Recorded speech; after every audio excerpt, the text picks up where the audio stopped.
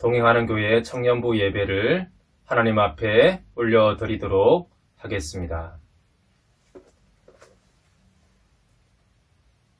내 영혼아 여호와를 송축하라. 내 속에 있는 것들아 다 그의 거룩한 이름을 송축하라. 내 영혼아 여호와를 송축하며 그의 모든 은택을 잊지 말지어다.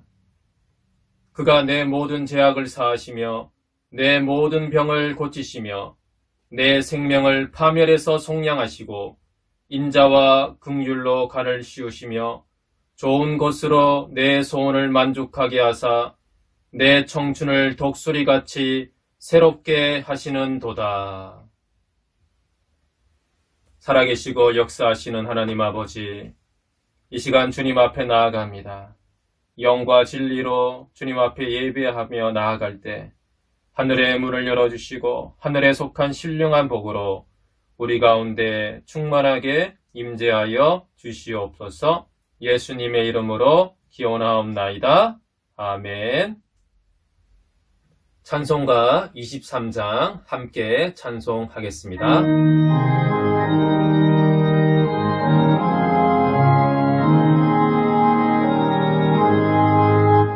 만일이 내게 있으면 그 입 닫아지고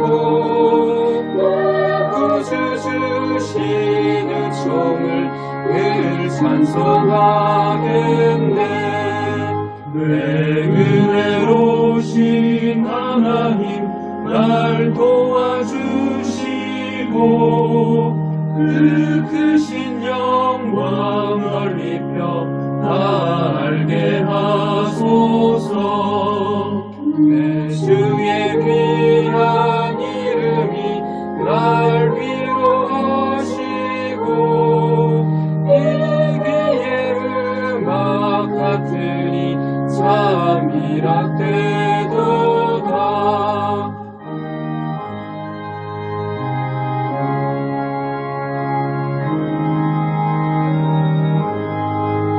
내 죄의 권세 깨뜨려 그 결 바꾸시고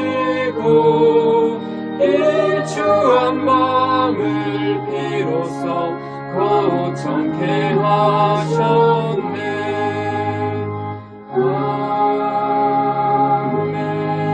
아멘. 사도신경으로 우리의 신앙을 고백하겠습니다. 나는 전능하신 아버지 하나님, 천지의 창조주를 믿습니다. 나는 그의 유일하신 아들, 우리 주 예수 그리스도를 믿습니다. 그는 성령으로 잉태되어 동정녀 마리아에게서 나시고 본디오 빌라도에게 고난을 받아 십자가에 못 박혀 죽으시고 장사된 지 사흘 만에 죽은 자 가운데서 다시 살아나셨으며 하늘에 오르시어 전능하신 아버지 하나님 우편에 앉아 계시다가 거기로부터 살아있는 자와 죽은 자를 심판하러 오십니다. 나는 성령을 믿으며 거룩한 공교회와 성도의 교제와 죄를 용서받는 것과 몸의 부활과 영생을 믿습니다. 아멘. 김명진 형제, 우리를 위해서 기도해 주겠습니다. 기도하시겠습니다. 사랑하는 우리 주 아버지 하나님, 항상 우리를 지켜주시고 코로나로부터 안전을 책임져 주심에 감사합니다. 아버지, 지금 세상이 많이 흉흉하고 많은 사회적 문제도 질병으로 인해서 일어나고 있습니다. 아버지가 우리 사회를 위해 항상 지켜주시고 우리 청년들 마음속에 분노가 아닌 의미를 찾는 시간이 될 수 있는 그런 기간이 될 수 있게 주님이 우리의 생각을 이끌어주세요. 우리가 현재는 만나지 못하고 이렇게 영상으로 예배를 드리고 있지만 우리 한 명 마음속에 주님이 어떤 메시지를 보내시는지 우리가 이렇게 서로에 대한 소중함을 더 느끼게 하는 시간의 주심이 왜인지 서로가 각자 마음속에 의미를 찾을 수 있는 시간으로 이끌어 주세요. 항상 우리의 건강을 책임져 주시고 우리 모든 사회 구성원들이 깨어있는 생각으로 서로를 지킬 수 있게 서로를 사랑할 수 있게 주님이 이끌어 주세요. 감사드리며 예수님의 이름으로 기도드렸습니다. 아멘. 오늘 하나님께서 우리에게 주시는 말씀은 마가복음 1장 40절에서 45절 말씀입니다. 네, 화면을 보시면서 함께 읽도록 하겠습니다. 한 나병 환자가 예수께 와서 꿇어 엎드려 간구하여 이르되 원하시면 저를 깨끗하게 하실 수 있나이다. 예수께서 불쌍히 여기사 손을 내밀어 그에게 대시며 이르시되 내가 원하노니 깨끗함을 받으라 하시니 곧 나병이 그 사람에게서 떠나가고 깨끗하여진지라. 곧 보내시며 엄히 경고하사 이르시되 삼가 아무에게 아무 말도 하지 말고 가서 내 몸을 제사장에게 보이고 내가 깨끗하게 되었으니 모세가 명한 것을 들여 그들에게 입증하라 하셨더라. 그러나 그 사람이 나가서 이 일을 많이 전파하여 널리 퍼지게 하니 그러므로 예수께서 다시는 드러나게 동네에 들어가지 못하시고 오직 바깥 한적한 곳에 계셨으나 사방에서 사람들이 그에게로 나아오더라. 아멘. 오늘 말씀은 확진자와의 접촉이란 제목으로 하나님 말씀을 나누도록 하겠습니다. 코로나19가 무서운 것은 전염되었는지 알지 못하고 증상도 모른 채 또 전염을 시킨다는 것에 있습니다. 괜찮다고 생각하고 돌아다니다가 또 전염이 일어나기도 합니다. 전염성이 매우 강한 바이러스가 코로나19입니다. 그러다가 우리의 삶과 사회 시스템이 마비되는 상황까지 지금 오게 되었습니다. 1월 말에 코로나 확진 환자가 발생했다라는 뉴스를 접하고 그때는 그런가 보다 하고 넘긴 지 두어 달 만에 우리의 삶과 사회가 마비되는 상황까지 오게 되었습니다. 이렇게까지 심각해질 것이라고 생각하지 못했던 것 같습니다. 지난주 말씀에서 사람들로부터 떨어져 한적한 곳에서 하나님과 교제하는 것에 우선순위를 가지신 예수님, 사람들이 몰려오는 것을 피해서 다른 마을들로 전도하러 가시는 예수님이 오늘 본문에서는 갈릴리 어느 마을에서 한 나병 환자를 만나십니다. 나병은 어떤 병입니까? 한센병이라고 알려진 나균에 감염되어 발생한 피부 질환을 말합니다. 본문에서 나병으로 번역된 레프로스라는 이 헬라어 의미는 여러 종류의 피부병을 나타내는 단어로 우리가 알고 있는 나병을 포함하는 다양한 피부 질환을 설명하는 단어입니다. 그러나 오늘 본문에 등장하는 이 나병 환자는 우리가 흔히 알고 있는 살이 썩어가고 고름이 흘러내리고 신체 부위가 변형되는 나병 환자입니다. 나병은 종교적인 성격을 지니고 있습니다. 구약에서 나병을 가리키는 히브리어 차라이트라는 이 단어의 어원이 치다라는 뜻이어서 나병에 걸린 사람은 하나님이 치신 사람이며 동시에 하나님만이 그를 고칠 수 있다라고 여겨졌습니다. 그래서 레위기에서 나병이 들면 제사장에게 데려가라고 규정이 되어 있습니다. 병이 들면 의사에게 가야 하지만 이 병은 사람이 고칠 수 있는 병이 아닐 뿐더러 종교적 성격의 병이기 때문입니다. 제사장도 나병을 고칠 수 있는 어떤 방법도 없고 단지 나병인지 아닌지 부정한지 정결한지 진단만 내렸습니다. 열왕기하 5장에 보면 아람 군대 장관 나아만이 나병에 걸려서 이스라엘 왕에게 고쳐달라고 왔는데 그때 이스라엘 왕이 이렇게 말합니다. 열왕기하 5장 7절의 말씀 보면 이스라엘 왕이 그 글을 읽고 자기 옷을 찢으며 이르되 내가 사람을 죽이고 살리는 하나님이냐? 그가 어찌하여 사람을 내게로 보내 그의 나병을 고치라 하느냐? 구약에서 나병을 고치는 것은 죽은 사람을 살리는 것과 동일시되었습니다. 즉 나병 환자는 죽은 사람과 똑같이 인식되었고 접촉할 수 없는 부정한 존재였습니다. 나병의 가장 큰 특징은 신경세포가 파괴되어 아픔이나 통증을 느끼지 못하는 것입니다. 상처나 화상을 입어도 살이 떨어져 나가도 아픔을 느끼지 못합니다. 자신이 죽어가고 있는지도 알지 못한 채 죽어가는 무서운 병입니다. 그래서 나병은 죄로 인해 하나님으로부터 단절되어 죽어가고 있고 죽어 있는 것도 모른 채 살아가는 인간의 영적 상태를 나타내는 병이기도 합니다. 이 병은 죄와 그 작용이 매우 유사합니다.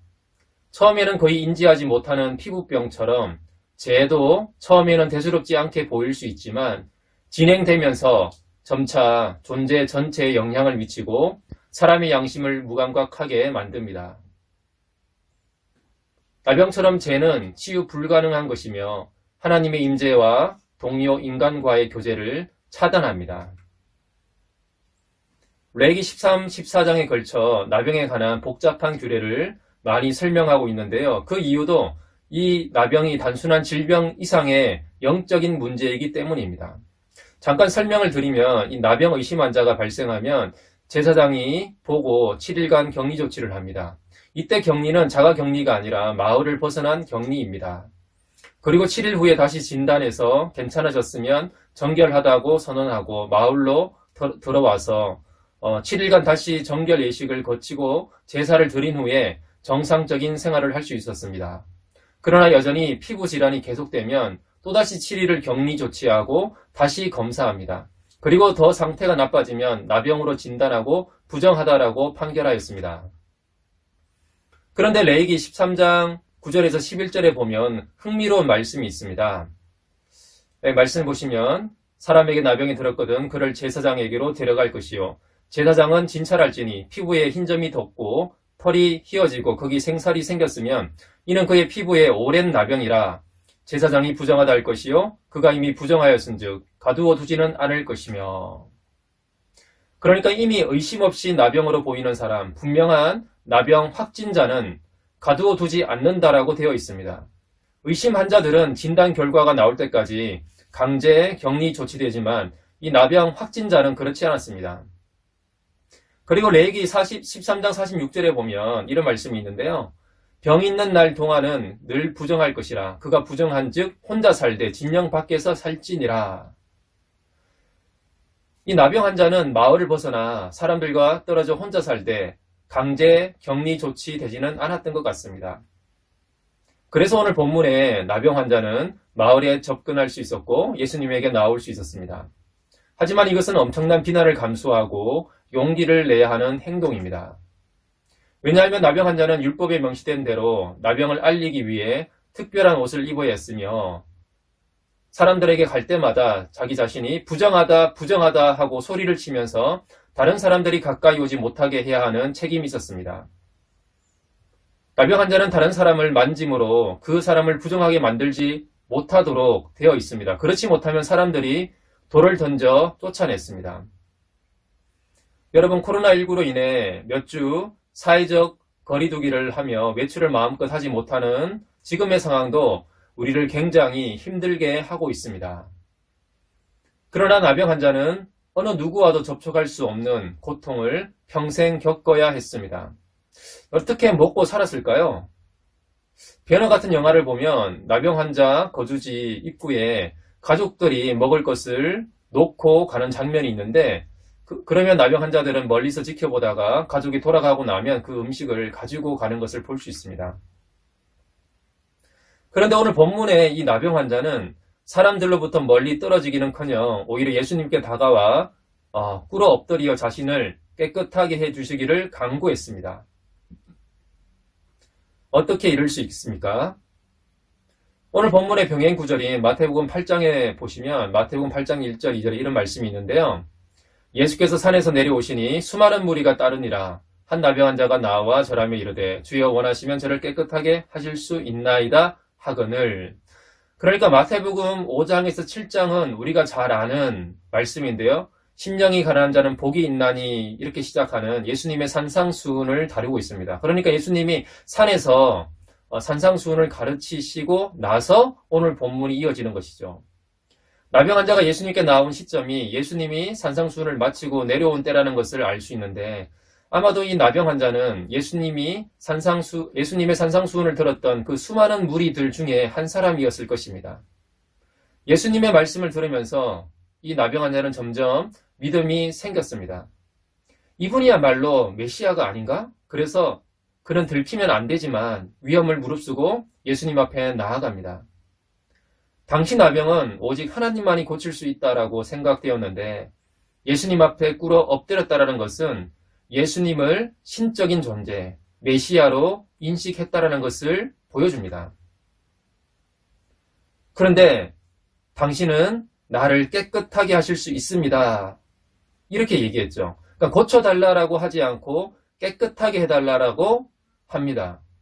이 표현은 의학적 표현이 아니라 종교적인 표현입니다.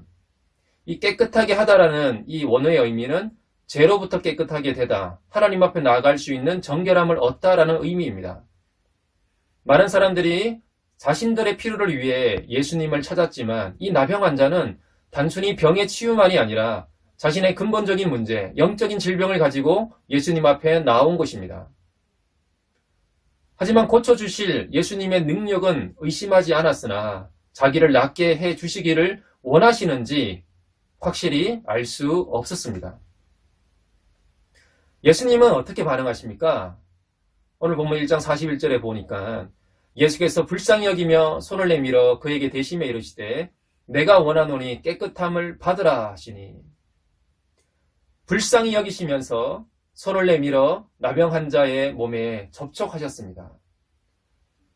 다른 사람 같으면 말씀으로 먼저 고치고 나서 손을 댈 텐데 예수님은 나병으로 썩어가는 피부에 손을 먼저 대셨습니다. 나병 환자는 깜짝 놀랐을 것입니다. 아무도, 어느 누구도 자기 몸에 손을 대면 안 되잖아요. 자기는 살아있는 사람이 아니라 죽은 사람, 송장과 같았기 때문에 오랫동안 사람의 손길을 경험해 보지 못했는데 예수님이 손을 댄 거예요. 예수님은 나병 환자를 죽은 사람이 아니라 살아있는 사람으로 봐준 것입니다. 다른 사람들과 어울리고 접촉할 수 있고 함께 하나님 앞에 나아갈 수 있는 사람으로 그렇게 봐준 것이죠. 예수님은 병의 치유보다 더 근본적인 가장 깊고 절실한 필요를 아시고 손을 대신 것입니다. 미국의 캠벨 몰간이라는 목사님이 계신데요. 이분은 참 다양한 신기한 체험을 많이 하신 분으로 유명한데 그의 책에 보면 이런 이야기가 있습니다. 한 번은 이분이 개인적인 휴가차 하와이에 가셨어요. 예. 근데 미국 본토랑 하와이가 시차가 많기 때문에 새벽 3시쯤에 이분이 하와이에서 어느 날 깨셨습니다. 잠에서 깨어나 아침 배가 너무 출출한 나머지 먹을 것을 먹기 위해서 그 새벽에 밖을 나갔다라고 해요. 나가서 상점, 이렇게 음식점이나 카페가 열린 곳을 찾으려고 돌아왔는데 대부분이 당연히 새벽 3시에 문을 닫았겠죠. 그런데 우연히 한 카페가 문을 열었던 것을 보고 들어갑니다.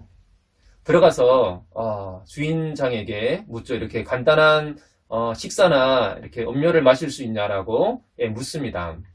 그랬더니 그 주인장이 가능하다라고 얘기하면서 그래서 이 캠벨 목사님이 주문을 하고 자리에 앉아 있었습니다. 새벽이라서 그런지 그 식당에는, 그 카페에는 사람이 거의 없었습니다.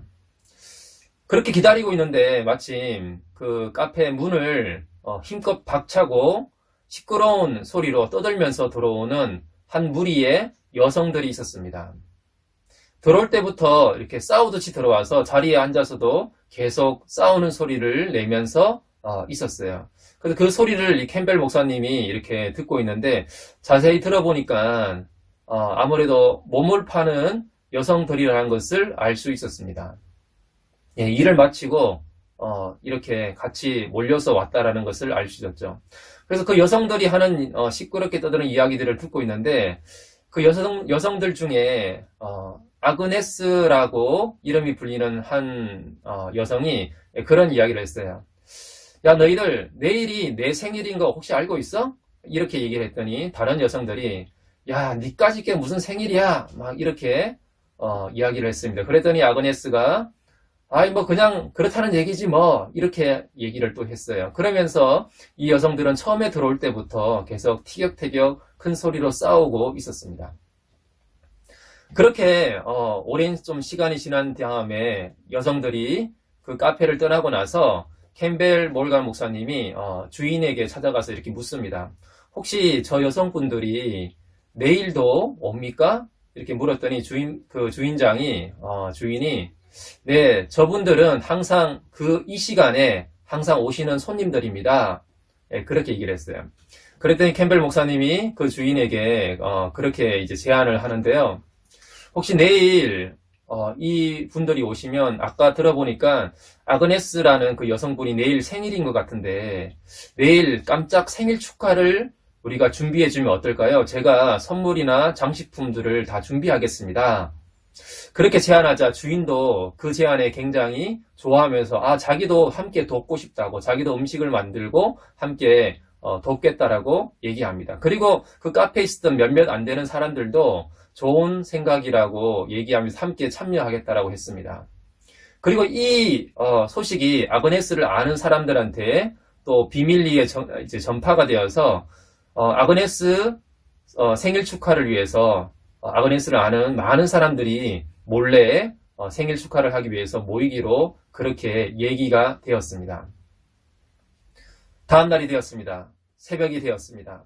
미리 그 카페를 장식하고 데코도 하고 또 케이크도 준비하고 생일 축하를 위해서 준비하고 아그네스를 아는 또 많은 사람들이 그곳에 몰려와서 준비를 하고 있었습니다. 불을 꺼놓은 채 아그네스를 기다렸던 것이죠. 그리고 새벽이 되자 어김없이 그 시간에 문을 박차면서 시끄러운 소리로 한 무리의 여성이 들어왔습니다. 근데 불이 꺼져 있어서 깜짝 놀랐던 것이죠. 그때 마침 불을 환하게 켜고 아그네스를 위해서 다들 생일 축하 노래를 불러줍니다. 촛불을 켜고 케이크를 앞에 놓고 생일 축하 노래를 불러줘요. 아마 뭐 이렇게 불렀겠죠? Happy birthday to 아그네스. 아마 이렇게 생일 축하 노래를 불렀던 것 같습니다. 그렇게 생일 축하 노래를 불렀는데 아그네스는 그 자리에 서서 움직일 수가 없었습니다. 아그네스의 눈에서는 한없이 눈물이 흘러내렸습니다. 사람들이 아그네스에게 그렇게 얘기합니다. 아그네스, 어서 촛불을 꺼야지.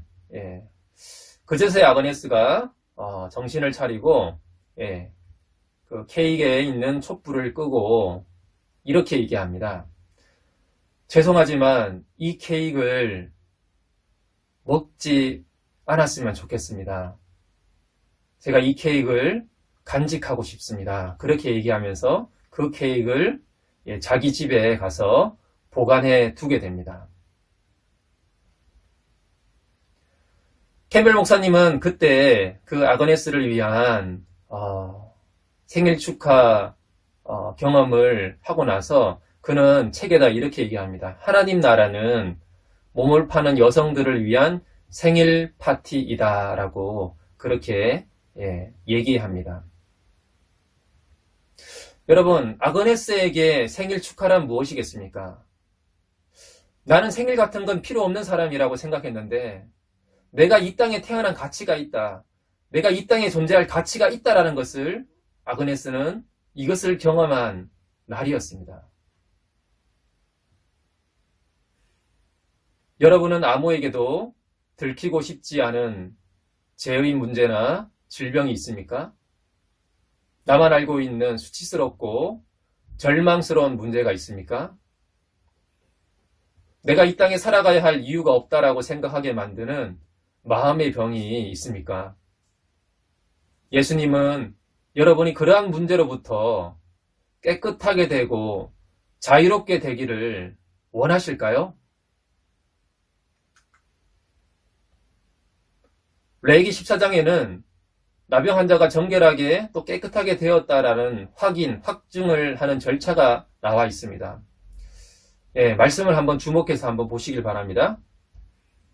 나병 환자가 정결하게 되는 날의 규례는 이러하니 곧 그 사람을 제사장에게로 데려갈 것이요. 제사장은 진영에서 나가 진찰할지니 그 환자에게 있던 나병 한 부가 나았으면 제사장은 그 정결함을 받을 자를 위하여 명령하여 살아있는 정결한 새 2마리와 백향목과 홍색실과 우슬초를 가져오게 하고 제사장은 또 명령하여 그 새 하나는 흐르는 물 위 질그릇 안에서 잡게 하고 다른 새는 산채로 가져다가 백향목과 홍색실과 우슬초와 함께 가져다가 흐르는 물 위에서 잡은 새의 피를 찍어 나병에서 정결함을 받을 자에게 7번 뿌려 정하다 하고 그 살아있는 새는 들에 놓을지며. 그러니까 새 2마리를 준비하여 한 마리를 질그릇 안에서 죽여서 그 피를 깨끗하게 된 나병 환자에게 뿌립니다. 그리고 살아있는 다른 한 마리 새는 놓아서 날아가게 합니다. 희생제물이 된 새의 피가 뿌려짐으로 나병에서 깨끗하게 되었음을, 또 한 마리 새가 자유롭게 멀리 날아가므로 나병이 멀리 떠나가고 자유를 얻게 되었다라는 것을 선언합니다. 여러분 짐작하시겠지만 이 새는 예수님의 죽으심과 피 흘리심을 상징합니다. 이 새는 어디에서 죽습니까? 바로 질그릇 안에서 잡아라고 되어 있죠. 바로 질그릇 안에서 이 새는 죽습니다. 성경에서 질그릇은 흙과 같이 보잘것없고 깨어지기 쉬운 인간을 상징합니다. 이사야 45장 9절에 이런 말씀이 있는데요. 질그릇 조각 중 한 조각 같은 자가 자기를 지으신 이와 더불어 다툴진대 화이실진저 진흙이 토기장에게 너는 무엇을 만드느냐 또는 내가 만든 것이 그는 손이 없다 말할 수 있겠느냐. 예. 질그릇 조각 중 한 조각 같은 자라고 되어 있죠. 고린도후서 4장 7절에도 이런 말씀이 있는데요. 우리가 이 보배를 질그릇에 가졌으니 이는 심히 큰 능력은 하나님께 있고 우리에게 있지 아니함을 알게 하려 함이라. 질그릇 같은 우리 안에 예수님이 담겨 있다라고 사도 바울은 고백합니다. 예수님이 질그릇 같은 우리 안에서 죽으십니다. 우리와 같은 인간의 몸으로 오셔서 우리를 위해서 십자가에서 죽으셨습니다. 예수님은 바로 여러분 안에서 여러분을 위해 죽으셨고 여러분 안에 살아 계십니다. 그래서 나병 환자와 같은 우리가 깨끗하게 되고 자유롭게 되었습니다. 여러분 제가 좀 전에 했던 질문을 기억하십니까? 하나님은 내가 깨끗하게 되기를 원하실까요? 네, 물론이죠. 예수님은 원하십니다. 우리를 불쌍히 여기시며 우리의 아픈 함부에 손을 대시는 분이십니다. 예수님의 십자가가 바로 내가 원하노니 바로 이 대답입니다. 여러분의 나병을 들고 예수님 앞에 나아가십시오. 예수님께는 노출되어도 괜찮습니다. 용기를 내십시오. 예수님의 만지심이 여러분 각 사람에게 일어나기를 간절히 소망합니다. 그리고 우리도 주변에 어려움을 겪는 친구들에게 손을 대며 예수님의 사랑을 전하기를 소망합니다. 마지막으로 오늘 본문 뒷부분에 예수님은 깨끗하게 된 나병 환자에게 제사장에게 가서 율법이 정한 절차를 밟아서 공식적으로 사람들과 함께 어울려 살 수 있는 정상인이 되었음을 인정받으라고 하셨습니다. 그런데 엄히 경고하시면서 치유 사건을 아무에게도 말하지 말라라고 하셨습니다. 그리고 고침받은 이 사람이 예수님의 말씀을 따르지 않았고 많은 사람에게 알리게 되었습니다. 그 결과로 많은 사람들이 예수님께 몰려와서 예수님은 마을에 있지 못하고 한적한 곳으로 피하셨다라고 기록되어 있습니다. 예수님은 왜 이렇게 엄하게 경고하셨을까요? 이 나병 환자의 불순종을 우리는 어떻게 보아야 하겠습니까? 뜰 리더들 중에는 어느 한 친구는 이렇게 얘기를 하더군요. 자신이 좋아서 예수님을 위해서 하는 일이 예수님께 불순종하는 일이 될 수도 있다고. 그래서 예수님이 마을에서 하셔야 할 일들을 하지 못하고 떠나시게 되었다고. 그래서 자신도 그런 점이 없는지 돌아보게 된다라고 이야기를 했습니다. 또 다른 친구는 예수님께 받은 은혜가 너무 크고 예수님이 좋아서 그렇게 했기 때문에 예수님도 크게 기분 나빠하지 않았을 것이라고, 나병 환자의 불순종을 너무 안 좋게 보지는 않아도 될 것 같다라고 그렇게 의견을 얘기하기도 했습니다. 마가복음에는요, 말하지 말라라는 이 표현이 여러 번 나오는데요. 학자들은 이것을 메시아 은닉 사상이라고 합니다. 예수님이 행한 기적으로 인해 몰려드는 사람들 중에는 점점 반대파들도 생겨납니다. 예수님이 알려지면 알려질수록 예수님의 십자가도 가까워지기 마련인 것이죠. 하나님이 원하시는 타이밍에 십자가를 져야 하는 예수님은 때로는 자신을 감추시고, 이게 메시아 은닉 사상이죠. 어떤 때에는 자신을 만천하에 알리십니다. 왜냐하면 십자가를 질 때가 가까워왔기 때문입니다. 지금은 자신을 감추어야 할 때인 것이죠. 여러분, 지난주 본문 전문맥을 기억하십니까? 지난주 본문과 연결하면 예수님은 하나님 나라가 공개적으로 선포되는 흥분에 찬 하루를 보낸 후에 하나님이 주시는 방향 감각과 내면의 힘이 필요함을 아셨기에 이른 새벽 한적한 곳에 가셔서 기도하셨습니다. 많은 사람들이 몰려오는 것, 많은 사람의 관심을 외면하고 다른 마을로 전도하러 가셨습니다. 왜냐하면 자신이 온 목적, 복음 전파를 성취하시는 그 일에 방해가 되기 때문이었던 것이죠. 사람들의 관심과 인정을 외면하는 것이 하나님의 뜻을 행할 수 있는 지혜였습니다. 이런 측면에서 보면 이 나병 환자에게 소문이 나지 않게 하라고 그렇게 말씀하신 것입니다. 하나님 나라의 일, 이 나병 환자를 깨끗하게 하신 것은 예수님이 원하신 뜻이었습니다. 그러나 그로 인한 결과가 모두 다 하나님의 뜻은 아닐 수 있다는 것을 우리는 알아야 합니다. 사람들이 잔뜩 몰려온 그 결과를 피해서 예수님은 한적한 곳으로 가셨습니다. 아니, 어쩔 수 없네. 이왕 다 알려진 거 그냥 다 치유하지 뭐. 그러시면서 동네에 계셨을 수도 있는데 그러시지 않았습니다. 사람들의 필요를 해결하는 것보다 하나님 앞에 홀로 머무는 것이 더 중요하셨던 것이죠. 저는 예전에 아시아 연합신학대학교라고 하는 곳에서 사역할 때 한 친구와 얘기를 한 적이 있는데, 한 형제가 그 형제의 비전은 북한 선교가 자신의 비전이라고 항상 얘기할 때마다 강하게 힘을 주어서 얘기하는 친구가 있었습니다. 얼마나 강하게 얘기하는지 정말 북한에 당장 가겠다라는 심정으로 그렇게 얘기를 하는 친구가 있었어요. 그런데 그 친구는 인격적으로나 하나님과의 관계에 있어서나 조금 미숙한 부분이 있었습니다. 그래서 한 번은 제가 너 하나님이 북한 선교를 내려놓으라고 하면 너 어떡할 거냐 그렇게 물어봤더니 그 친구가 그럴 리가 없다고, 무슨 소리냐고 그렇게 항변을 했습니다. 그러니까 제가 보기에는 하나님과의 관계보다 비전이 더 우선순위였습니다. 다시 한번 그 어떤 것도 하나님과의 관계보다 우선적인 일은 없다라는 것을, 은밀하게 찾아오는 세상의 유혹을 거부하고 하나님 앞에서 인생의 방향을 잃지 않는 것이 중요하다라는 것을 우리는 기억해야 할 것입니다. 이 시간 말씀을 기억하며 함께 기도하기를 소망합니다. 우리에게 나병과 같은 모습을 예수님 앞에 정직하게 들고 나아가게 하여 주시고, 그런 우리를 예수님께서 정말 만져주시기를, 십자가의 희생과 피 흘리심이 바로 나를 위한 것임을 발견하게 하여 주십시오. 또한 우리 또한 예수님처럼 그렇게 살아갈 수 있도록 기도했으면 좋겠습니다. 한적한 곳에 머무셨던 예수님을 기억하면서 또 하나님 앞에 머물러 기도하는 우리 청년들이 다 될 수 있도록 이 시간 함께 기도하겠습니다. 하나님 아버지, 이 시간 주님 앞에 나아갑니다.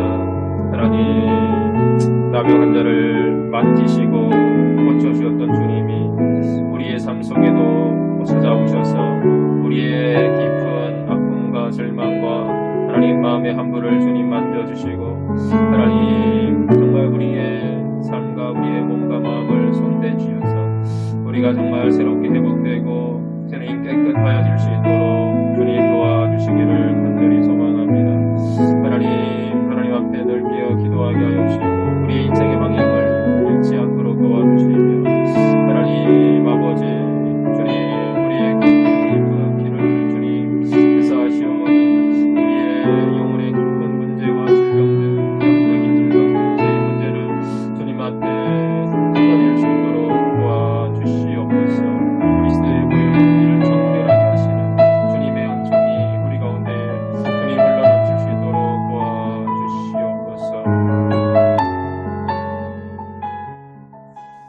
하나님 아버지, 나병 환자를 손대셨던 것처럼 주님 우리의 허물과 우리의 죄와 우리의 연약함도 주님 만져주셔서 우리가 죄로부터, 모든 연약함으로부터 깨끗함을 받게 하여 주시옵소서. 늘 하나님 앞에 끼어 기도함으로 우리 인생에 나아갈 방향을 잃지 않도록 도와주시고 주님과 동행하는 저희 청년들 다 될 수 있도록 주님 도와주시옵소서. 더 나아가서 우리의 삶이 또 공고함과 어려움 처지에 있는 우리의 이웃과 친구들을 향하여 나아가 그들의 깊은 아픔과 절망을 어루만지며 도울 수 있는 주님 저희들 삶이 되게 하여 주시옵소서. 예수님의 이름으로 기도합니다. 아멘. 네, 축도로 예배를 마친 후에 우리 또 세 분의 안부 인사가 이어지겠습니다. 축도하겠습니다. 지금은 우리 주 예수 그리스도의 은혜와 하나님의 극진하신 사랑과 성령님의 감화감동 교통하심이 주님의 만지심을 바라고 주님 앞에 믿음으로 나아가기를 다짐하는 모든 하나님의 백성들 머리 가운데 지금부터 영원까지 함께 하시기를 간절히 축원합나이다. 아멘. 안녕하세요, 여러분. 반갑습니다. 지금 코로나로 인해 온라인 예배로 드려지고 있는데요. 쉽지 않은 이럴 때일수록 더욱 기도를 하고 저희 믿음을 잘 지키도록 해야 할 것 같아요. 저는 이제 한 주간 김주환 목사님께서 해주시는 말씀을 붙들고 이제 새로운 한 주간을 또 살아가려고 노력하고 있고요.